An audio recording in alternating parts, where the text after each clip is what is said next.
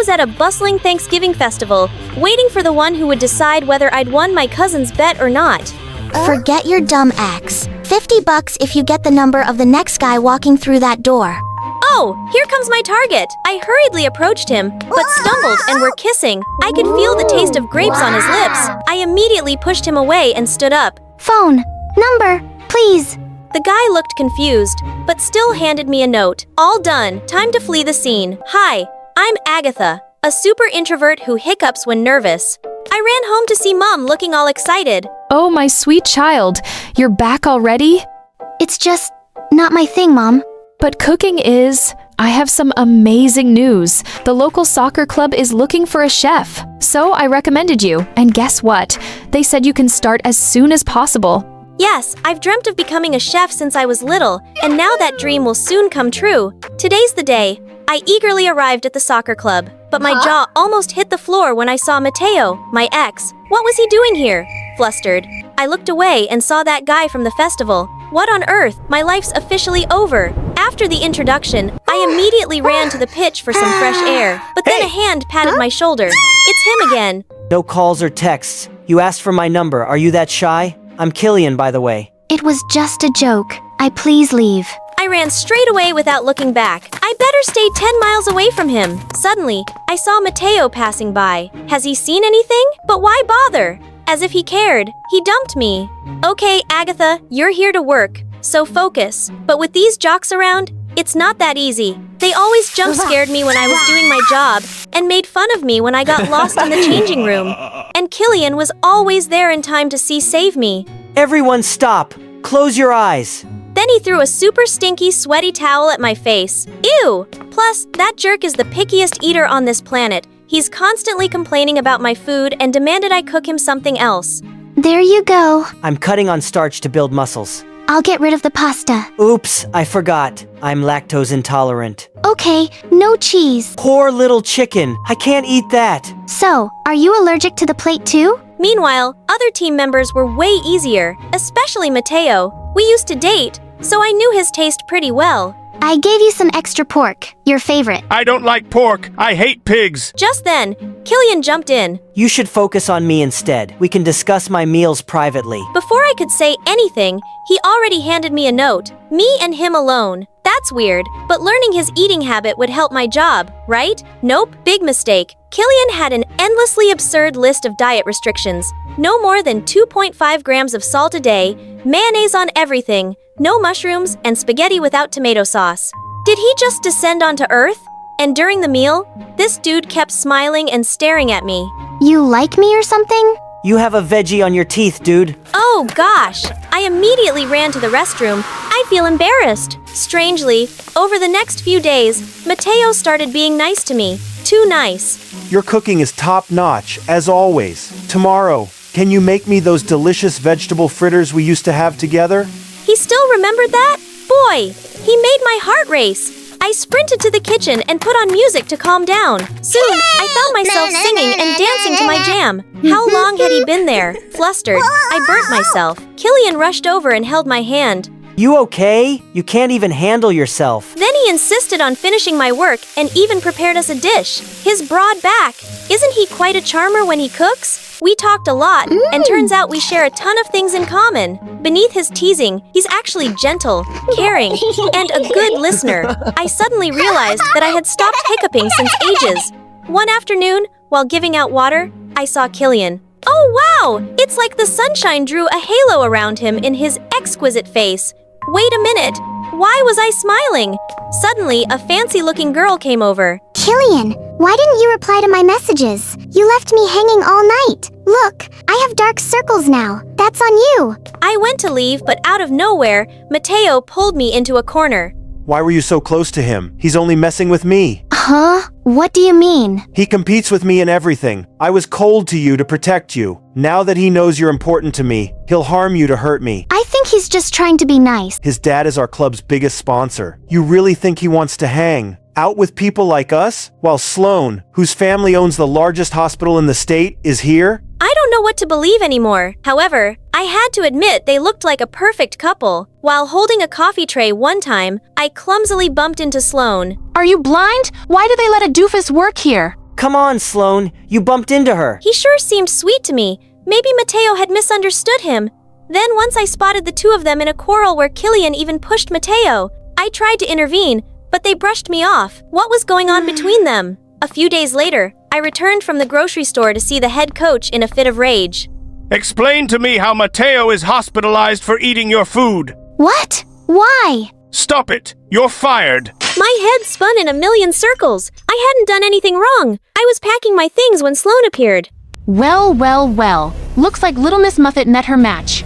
Only need some simple tricks to get rid of you and your phony, needy act. Stop dreaming about Killian. You're not at our level. Wait, who's with you? But Sloan just smirked and strutted away. That's when the memory of Killian and Mateo fighting struck my mind. So Killian must have conspired with Sloan to harm Mateo and ruin my career in the process. How could he? Still, he had the cheek to text me as if nothing had happened. Dummy! Agatha, you should have listened to Mateo from the start and stayed away from Killian. I visited Mateo in the hospital, but he coldly shooed me away. It was exactly like the day he dumped me. Today is the city's championship final, and to be honest, I didn't really know why I was here. I looked around for Mateo, but couldn't find him. He might still be sick, so we had to skip this match. On the field, Killian seemed distracted and off his game. What's wrong with him today? The lady sitting next to me looked nervous and kept fidgeting. I spoke to her and figured out she was Killian's mom. She told me the shocking news. His little sister was missing. He was blackmailed into making their team lose, or he'd never see his sister again. Killian faced the goal, but he didn't kick. Instead, he passed to another player, who then scored toward the goal. The spectators cheered in triumph, while other players celebrated the goal with Killian. Blood seemed to have drained from his face. As predicted, the threats kept coming. I couldn't just sit and pray, so I asked Killian's mom for more clues. She played me the recording of her daughter. I strained my ears to listen and heard a noise. I know that sound. It's Mateo's parrot. I know who's behind this. It's Mateo. What? I can excuse fake food poisoning, but how dare he harm my Killian? Say it again, Sloan. He asked me to fake the medical paper, and I figured it would also kick you out, so I agreed. But what about Killian's sister? That was nothing to do with me, I swear. We rushed to Mateo's house. It took him forever to open the door. Mateo, are you okay? Now, I have thought a lot about us and realized how important you are to me, and I don't want to lose you again. Mateo, could you... Oh, please, look at yourself. I just dated you for fun. You truly think I like you, and no more pork for me, please. Do you seriously think I'd want you back after the despicable things you did to me and Killian? Killian, props to that freak for coming at me for telling the truth. So pathetic of him to go for my leftovers. It's you, dummy. Then he blurted out how he cooked up this entire scheme to ruin Killian's career out of the jealousy, which was triggered when he visited him in the hospital and told him not to worry about missing the match, as they've had a new strategy to cover his absence, and the team would perform well anyway. I'm not a pawn that can easily be kicked out. You wish. You are pathetic. Right then, Sloan appeared with the little girl. Let's go. There's no time. Where are you going, Agatha? Admit it, you're still smitten with me. Sorry, the old Agatha can't come to the phone right now. Why? Oh, 'cause she's dead. After that, we rushed to the stadium. There, I shouted out Killian's name and raised his sister's hands. Afterwards, he played like a pro and led his team to victory. He was even awarded player of the match. It's an honor to receive this title, and I want to shout out to someone important. Without her, this wouldn't have happened. Agatha, thank you so much. I know Mateo's a jerk, but I didn't expect him to be that bad. But no worries. Let's see how he likes being permanently banned from the soccer club. Agatha, I want to tell you that I found something just as important as soccer. You.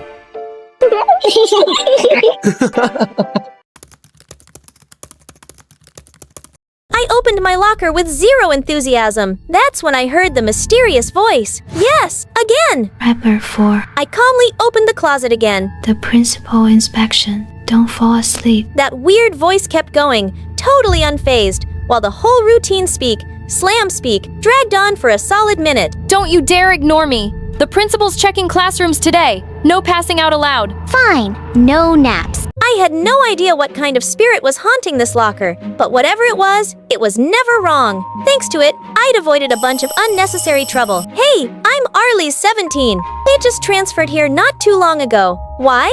Let's just say school wasn't exactly a blast. Back where I came from, rumors about my bad rep spread like wildfire. So the second I stepped into Miss Catherine's class, I was the outcast. Everyone avoided me like I had the plague, but honestly, I just wanted to get through high school in peace. Since no one wanted anything to do with me, I got stuck with the rickety old locker, shoved in the farthest creepiest corner of the hallway. Pick the blue slip. Who's there? The voice came from inside my locker. Great, day one, and we're already diving into ghost stories. I carried all my doubts and questions back into the classroom. Everyone was buzzing about the upcoming sports festival. Miss Catherine had set up a lucky draw to pick the team captain, but no one had drawn it yet. Earlies and Aaron, you two go next. Aaron was the class sports star. Everyone knew he'd be captain. 2 slips left, blue and red. Wait, hold up. No way I was picking blue if those creepy voices thought this would scare. Nice try. What did Aaron get? He's team captain, right? Except from participating. Then that means the captain is... Everyone turned and stared. I just stood there, frozen, holding the slip that said team captain. Congrats. If you need help, I'm here. Should have just listened to that haunted locker. Training was brutal. My classmates either ignored me or acted like I was some kind of cursed scarecrow. Ask Aaron to be your coach. That Walker voice again, and this time, I listened. And yeah, Aaron was actually a great coach. He brought the whole class together. You need to train too. A team captain can't be lazy or weak. Yikes. Chill out. All right, I am assigning events. Jess, you're in aerobics. Max, dodgeball. I went through the whole class, matching everyone to the right event. You picked everyone's strengths, sharp eye. Before you finished, I was already stepping in to break up an argument. If you keep fighting and holding up practice, you'll be disqualified from the festival. Instant silence. Not bad, Captain. Not many people can handle these hotheads. All right, who's feeding you all these good ideas? Of course, I had my secret weapon. That ghost locker was ridiculously hands-on, always giving me tips, guiding me through everything. Thanks to it, I avoided disaster after disaster.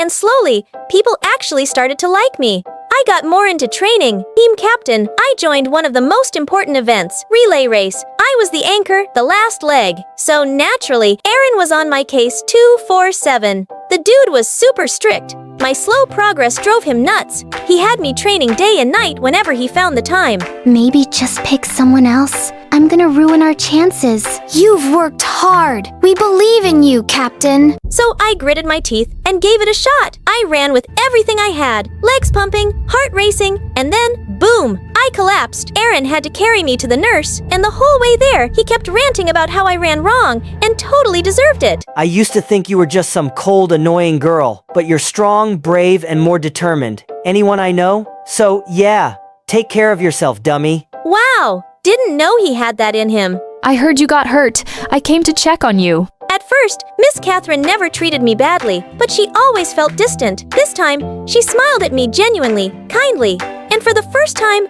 I thought maybe this class could be different. Maybe this time, I'd finally be accepted. After class, Aaron walked me home. We were still bickering like usual, but there was something kind of sweet between the lines. Then I froze. There he was, someone I never thought I'd see again. Long time no see, Earlies. Killian, the guy at the center of that whole harassing classmates drama. And my old crush, back at my old school. The whole place was buzzing about how I supposedly wrote him creepy love letters and stuffed cockroaches in his desk. No one believed I was innocent, not even Liam. The Arlies I knew would never do anything that awful. I think I was wrong. And when you left, I really missed you. I'm sorry I didn't stand up for you. Iris, I missed you so much. Serena suddenly barged in, totally wrecking the moment. She was my closest friend back then. When I transferred, I cut ties with everyone. So yeah, I was low-key. Touched she even remembered me. The next morning though, something felt off. The whole class suddenly felt distant and cold. Aaron snapped at me for no reason, like all the sweetness from before was a total illusion. The others gave me side eyes, like I was radioactive. Heard back at her old school, Arlies would get close to people, then stab them in the back. Shh, she might hear you. I felt a chill run down my spine. The past, those rumors, those glares, that isolation was creeping back in. I rushed out of the classroom. I just couldn't handle the judgmental stares and Aaron's ridiculous attitude anymore. I needed some wisdom for my locker. If not, I was seriously gonna suffocate. Cut ties with Serena and Liam. Focus on the sports festival. Wait, what? It wanted me to give up the only 2 people being nice to me. Was this locker ghost really helping me, or just like everyone else? Oh, sweet in the beginning, then gone the second things got messy? So I didn't listen. I started skipping practices and hung out more with Serena and Liam. They were the only ones who didn't treat me like some monster. So how could I turn my back on them? I like you, Arliss. I was stunned, but I didn't feel happy. After everything, his smile didn't make my heart flutter anymore. Even our hangouts felt awkward, especially with Serena showing up every single time. Hey, I gotta go. You two have fun. I walked off, then doubled back just in time to see Serena kissing Liam. Tears blurred my vision as I took off towards school like a total maniac and slammed right into my locker. Who even are you? Why do you always know when my life's about to go to trash? Why does everyone end up betraying me? Go to the teacher's office. That voice! It sounded way too familiar. When I got there, I realized it was literally just one thin wall away from my locker. Miss Catherine sat there looking at me with this gentle smile. You're the voice? Sorry I tricked you. At first, I was worried you'd cause trouble in class, so I faked the ghost voice to spook you. But then I saw who you really were. You're a good kid, Arliss. What about Serena? She came to me, and the other students too, saying awful things about you, especially about how you stole Liam from Lai, born from jealousy. Do you understand what I'm saying?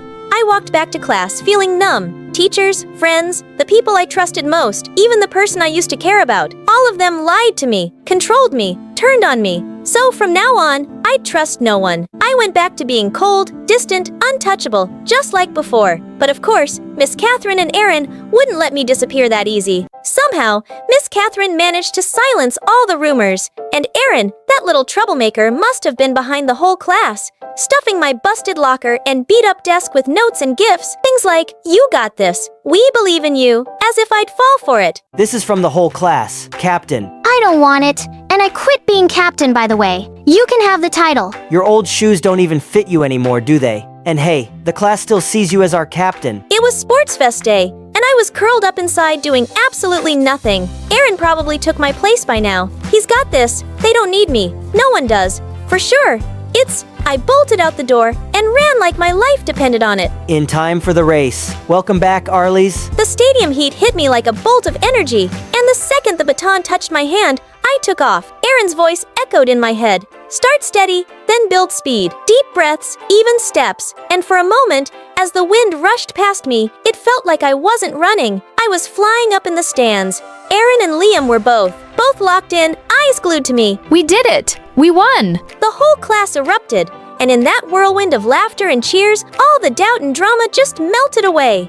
After the race, Liam asked to talk. Everything was Serena's lie. I realized it the second she kissed me. I'm sorry for not seeing the truth sooner. Do you think we could try again? I'm sorry. Sounds like someone's jealous. I hope you're happy, Arliss.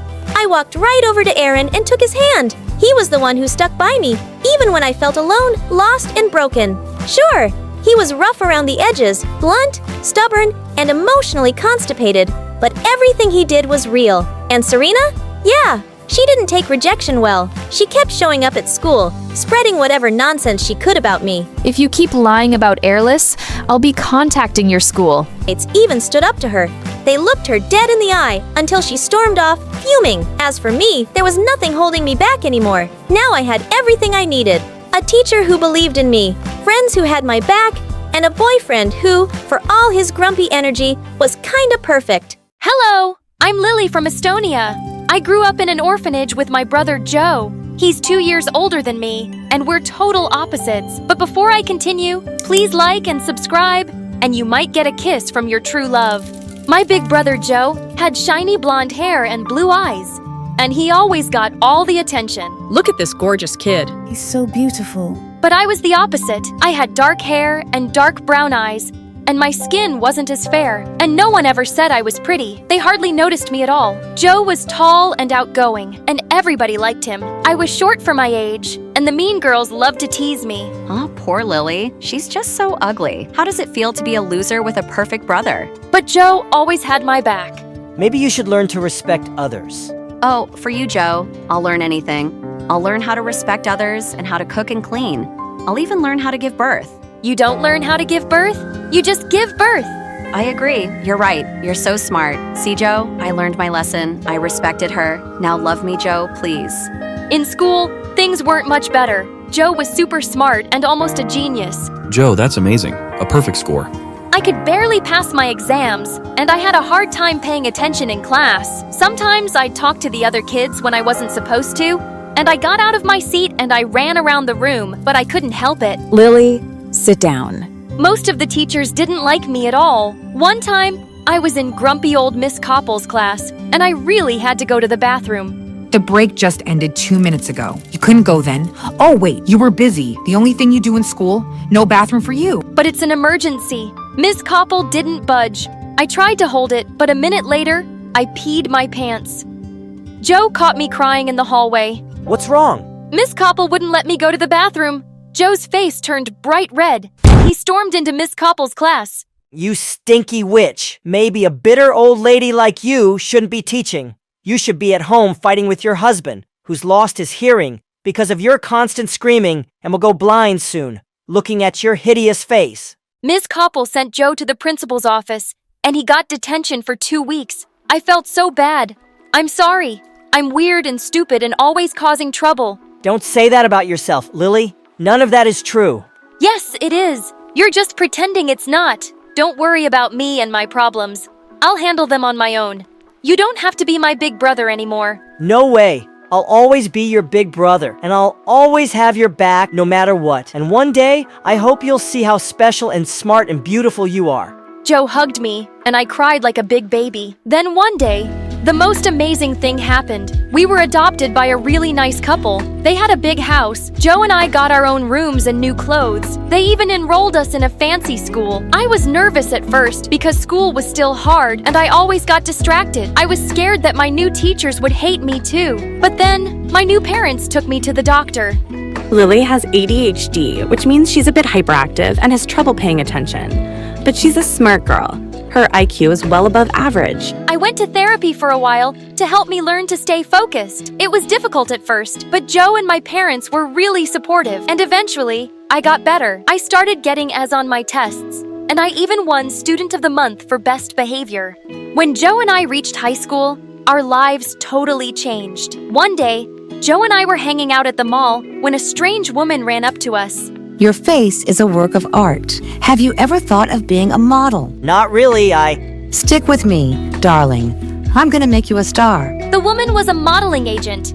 Joe signed a contract with her, and soon, every other weekend, he was doing photo shoots all over the city. My life was much better too. My grades were at the top of my class. I had a bunch of new friends. And when I looked in the mirror for the first time, I liked what I saw, especially since my mom always told me how pretty I was and that I should love myself just as I am. I had a newfound confidence, and everyone noticed. Even though Joe and I weren't together all the time, we had our own lives, and that was okay. We were always there for each other. Then one day, our dad got a new job, and we moved across town. Another family, twice as rich as my parents, lived next door, and they had a daughter my age. The moment Joe saw her, he started acting strange. He was really dying to meet her. Oh, love at first sight, something only beautiful people do. Why don't you just go over there and say hello?